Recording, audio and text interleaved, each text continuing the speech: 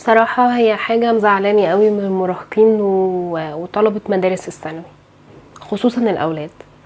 ظاهرة الفيب أو الشيشة أو أيا كان بيسموها ايه، أو شايفينها بقى روشنة أو ستايل أيا كان. مش شايفة دي حاجة نتفاخر بيها ونروح بيها المدرسة بصراحة، ومش شايفة دي حاجة أول ما نخلص المدرسة بنروح نشربها، هي مش عصير وانت بتضر نفسك بطريقة كبيرة جدا. ما تقوليش اصل هي مش سجاير، لا هي مادة النيكوتين. انت لو عايز تلعب رياضة وعندك موهبة الكورة، حاجة زي دي هتدمر الرئة بتاعتك من دلوقتي، حتى مش هتعرف تمارس اللعبة دي بعدين، نفسك هيبقى قصير قوي.